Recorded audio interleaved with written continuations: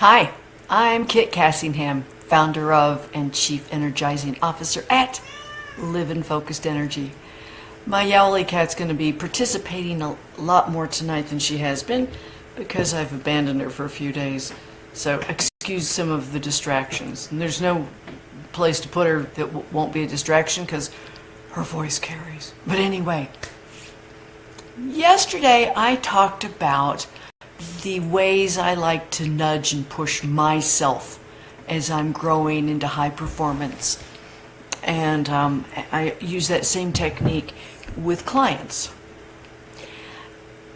The first thing I learned to do was with my diet. I dropped diet sodas from my intake. And then I dropped all sodas. Well, most all sodas. Then we moved on to removing high fructose corn syrup from our diet. So it was just always one more thing that we could. Sweetener's good for me. I've got that much of a sweet tooth. Perhaps this 10-day detox diet will help me curb that forever. I'll let you know. So the second thing that I learned to do, pushing and nudging myself, was to walk more. So I started parking at the far end of the parking lot and walking in, and of course back out. I found that it was just as fast as circling the parking lot looking for a close-up parking spot. And even on icky days, I do that. Just a habit. I've been doing it that long. But the next push and nudge was to use the stairs as part of my walking, because I knew that gave me a different kind of walking up and down. And then I started mimicking my mom, who used to go up two at a time, knowing that it stretched her legs, muscles, buttocks in very different way.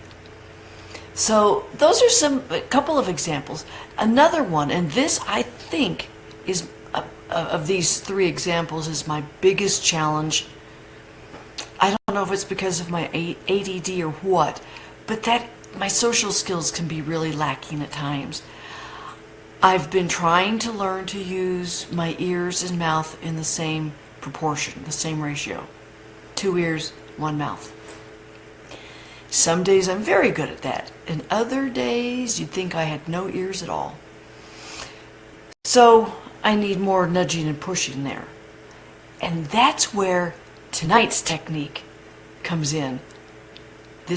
Tonight is part 2 of a 2-part series on techniques I use to help myself grow into higher performance, and my clients as well, of course. So let's add some fun to the growth that I'm after, and hopefully you're after as well, by tapping into imagination and creativity. Try gamifying your new habits and patterns and lifestyle. Yeah, make it a game. I don't know how many of you are game players with pinball or any of the technology games. Drawing a blank because I don't do them. I watch people play them and I listen to them. I just am not, or listen to them talk about it, but I don't do it. So I'm forgetting what they're called. But that's okay. You get the idea. Make it a game.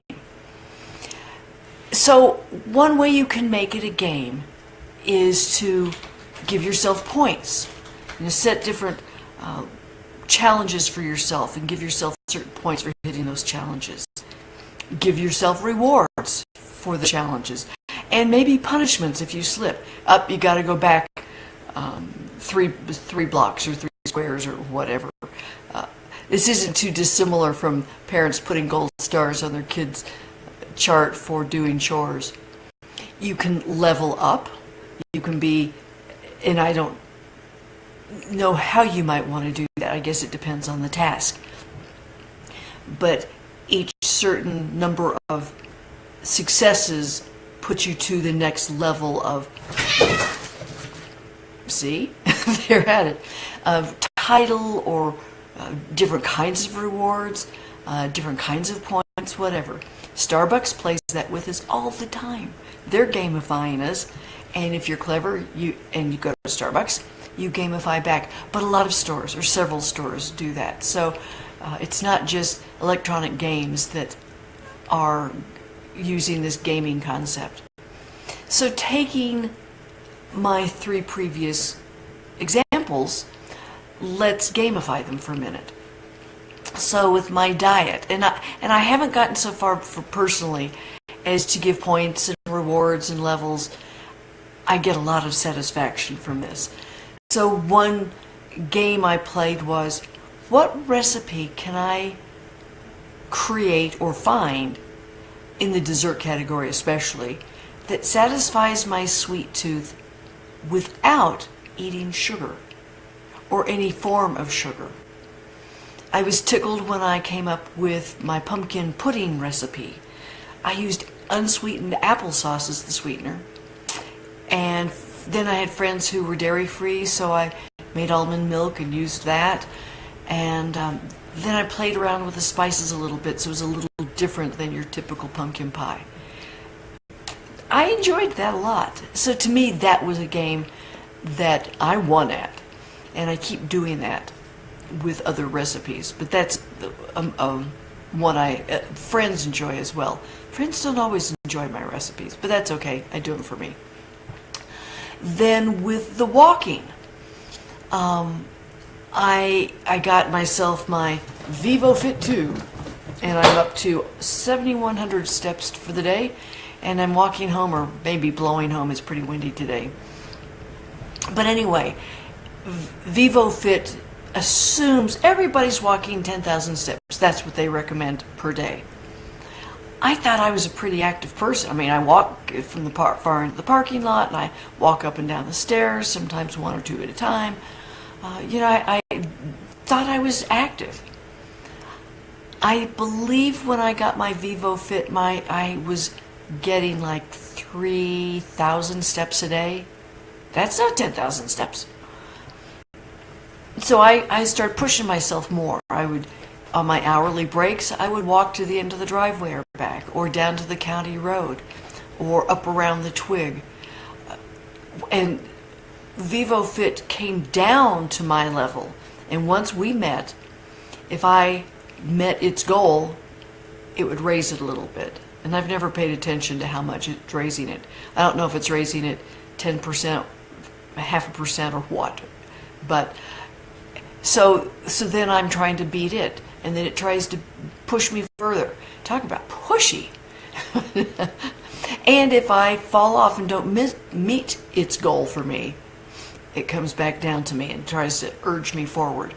So I get a kick out of that. And the first almost year I had my VivoFit, I actually recorded all of my steps and miles and stuff, just to measure. They say you can't manage what you don't know. So I thought, I'll write it down. And after a year, I thought, that's enough. I understand what I'm doing. And then I started not just walking up and down the stairs, I started running up and down the stairs. See how far I could go with it before my heart burst out of my chest. That was fun. I like to do other sorts of things. Like if I'm in an area where there's a curb, I will walk along the curb as if it were a balance beam or a tightrope. As a kid, we used to walk on the top of the hurricane fence, which the neighbor had bent the tops over so we wouldn't hurt ourselves. And we got to our competition was how far we could walk. I got to be pretty good at that. So walking the curb reminds me of that childhood game. If I'm in a park, I like to jump up on the bench and then jump off again when I get to the end of it. Just part of it, it not only gets my steps in, but it gets other kind of physical activity and strength building and stamina and endurance and resiliency. Resiliency is important. So that's how I have gamified my walking. I'm always competing with myself. And then with my social skills, I am trying to learn how to engage others in conversation, asking them questions, really digging into their lives, their thoughts, feelings, etc., hoping to learn one really important thing about them that I might not have known before, which is easier if they're a stranger. But